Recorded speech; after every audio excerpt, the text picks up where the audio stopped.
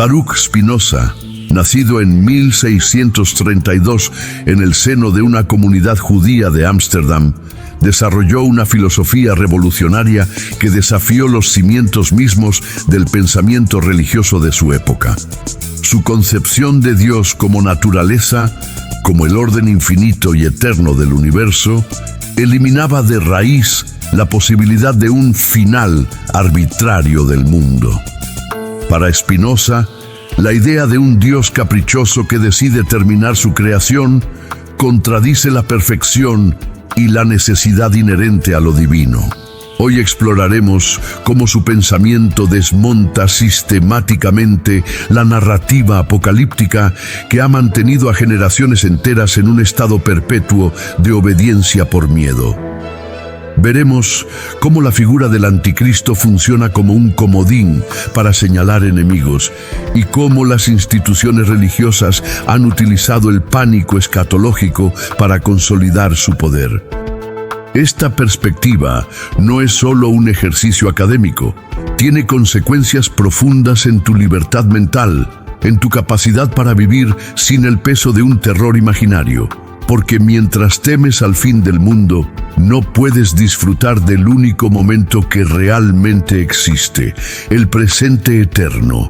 El pensamiento de Spinoza nos ofrece una vacuna contra el virus del miedo apocalíptico, una liberación que comienza con la comprensión de su concepto más revolucionario: Deus sive natura, Dios o naturaleza.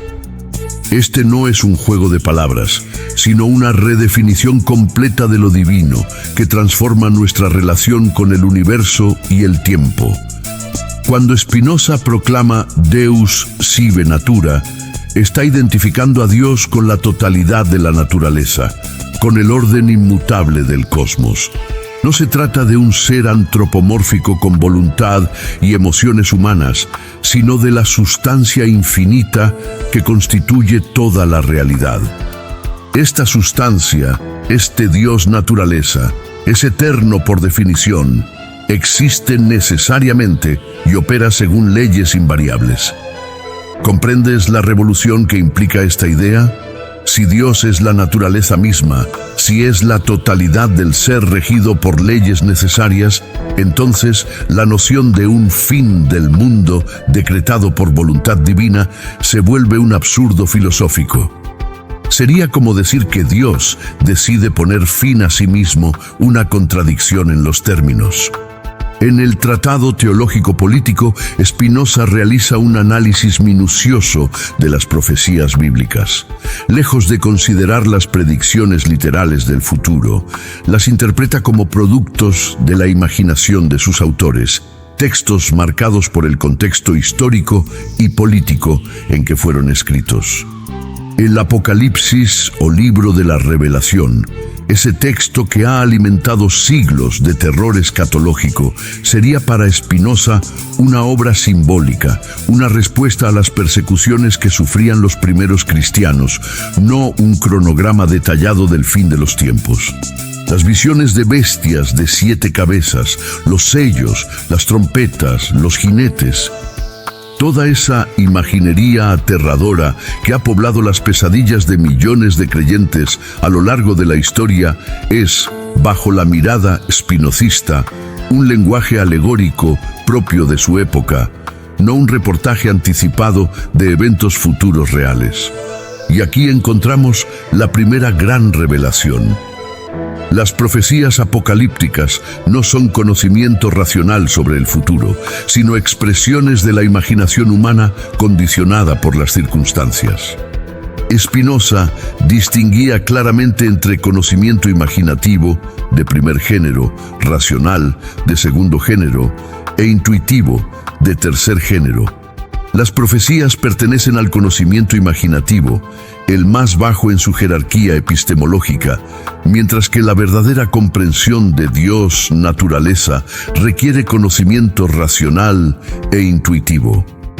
La historia nos muestra que cada generación ha creído vivir en los últimos tiempos. Desde los primeros siglos del cristianismo hasta nuestros días, siempre ha habido quienes interpretan los acontecimientos de su época como las señales del fin. Terremotos, guerras, hambrunas, eclipses. Todo puede ser una señal para quien ya está convencido de que el fin está cerca. Y sin embargo, aquí seguimos, siglos después, repitiendo el mismo patrón. ¿No es esto evidencia suficiente de que las profecías apocalípticas son expresiones de ansiedades humanas perennes y no revelaciones divinas sobre el futuro? La consistencia con que estas predicciones han fallado debería ser motivo de reflexión.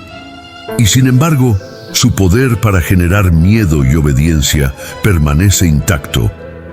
Podríamos comparar este fenómeno con un horizonte que siempre se aleja a medida que avanzamos.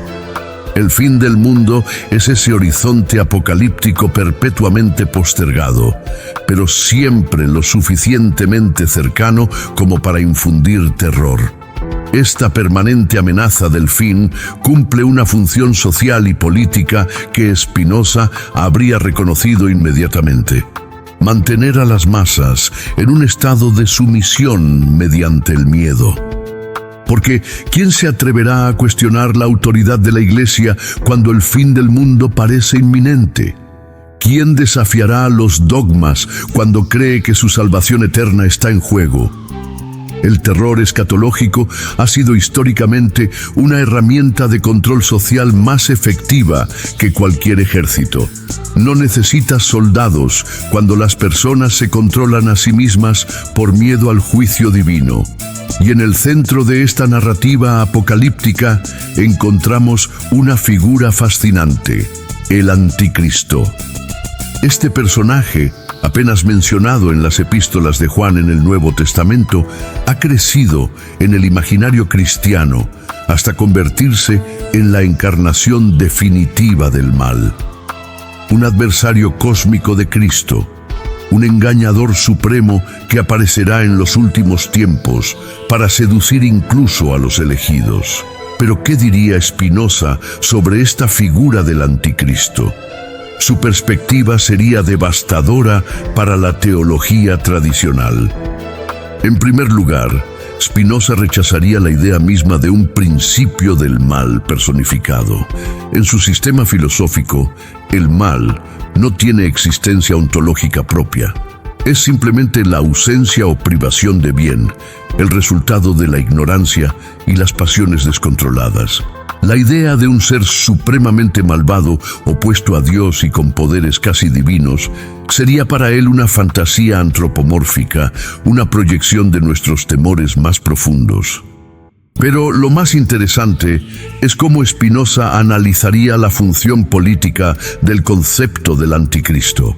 A lo largo de la historia, esta etiqueta se ha aplicado estratégicamente a los enemigos de turno: herejes, judíos, musulmanes, reformadores, imperios rivales, filósofos incómodos y, paradójicamente, al propio Spinoza en su momento. El Anticristo funciona como un significante vacío que puede llenarse con el rostro del adversario de turno. Es la perfecta herramienta para la demonización del otro, para transformar un conflicto político, teológico o filosófico en una batalla cósmica entre el bien y el mal absolutos. No es casualidad que en periodos de crisis social, política o económica proliferen las identificaciones del Anticristo. En momentos de incertidumbre, la tentación de encontrar un culpable supremo, una explicación simple a problemas complejos, se vuelve irresistible. Y las instituciones religiosas han sabido capitalizar esta tendencia humana. Pensemos en cómo funciona este mecanismo. Si tu oponente no es simplemente alguien con ideas diferentes, sino literalmente el Anticristo o su precursor, entonces el debate racional queda suspendido. No dialogas con el mal encarnado. Lo combates con todas tus fuerzas. No buscas entender sus argumentos. Los rechazas a priori como engaños demoníacos. Esta estrategia de demonización extrema ha sido utilizada contra disidentes de todo tipo. El propio Spinoza la experimentó en carne propia cuando fue excomulgado de su comunidad con una de las maldiciones más severas registradas, acusado implícitamente de ser un agente de las fuerzas del mal. Y aquí encontramos otra revelación crucial. La figura del anticristo no solo sirve para identificar enemigos externos, sino también para mantener la disciplina interna. El miedo a ser asociado con el anticristo o sus seguidores garantiza la conformidad doctrinal. Nadie quiere encontrarse del lado equivocado en la batalla definitiva entre el bien y el mal. Spinoza, con su mirada penetrante, vería en el concepto del anticristo un ejemplo perfecto de cómo la imaginación teológica puede convertirse en un instrumento de control político. Una herramienta que combina el miedo primitivo a lo demoníaco con la necesidad humana de encontrar chivos expiatorios para nuestros problemas colectivos. Pero hay algo aún más sutil en juego. La narrativa del anticristo también sirve para reforzar la autoridad de quienes dicen poder identificarlo. Si solo los verdaderos creyentes o los líderes religiosos pueden reconocer al anticristo y sus señales, entonces su poder interpretativo queda confirmado. Son los guardianes del conocimiento apocalíptico, los únicos capaces de leer correctamente los signos de los tiempos. Este monopolio de la interpretación es fundamental para mantener el control sobre las masas. Si tú, como creyente común, no puedes interpretar por ti mismo las profecías o las señales, dependes completamente de tus líderes religiosos para saber qué está sucediendo y cómo debes actuar. Spinoza, con su defensa radical del pensamiento libre y su crítica a las estructuras de autoridad religiosa, desmantelaría este mecanismo. Su apuesta por la autonomía intelectual es un antídoto contra la dependencia de intérpretes autorizados. No me creas a mí, parecería decirnos. Examina estos textos por ti mismo, usa tu razón, contextualiza históricamente, y verás que no contienen predicciones sobrenaturales del futuro, sino expresiones simbólicas de las esperanzas y miedos de sus autores. Pero el poder de la narrativa apocalíptica no reside solo en su contenido, sino en las emociones primarias que moviliza. Y aquí es donde Spinoza ofrece uno de sus análisis más penetrantes: el papel del miedo en la superstición y el control social. En el prefacio del Tratado Teológico Político, Spinoza escribe: si los hombres pudieran conducir todos sus asuntos según un criterio firme, o si la fortuna les fuera siempre favorable, nunca serían víctimas de la superstición. Pero, como a menudo se encuentran ante tales dificultades que no saben qué decisión tomar, y como los inciertos bienes de la fortuna que desmedidamente ambicionan les hacen fluctuar, la mayoría de las veces, entre la esperanza y el miedo, su ánimo está siempre dispuesto a creer cualquier cosa. El miedo es el motor de la superstición, y las narrativas apocalípticas son máquinas perfectas de producción de miedo existencial. No se trata de temores específicos y manejables, sino del terror último ante la destrucción total, el juicio divino, la condenación eterna. Este miedo colosal genera una vulnerabilidad psicológica que predispone a la obediencia. Cuando sientes que el fin del mundo está cerca, que cada día podría ser el último, que podrías enfrentarte en cualquier momento al juicio divino, tu prioridad se vuelve la salvación a cualquier precio. Y quienes prometen las claves de esa salvación obtienen un poder inmenso sobre ti. La manipulación del miedo apocalíptico se combina con la manipulación de la esperanza.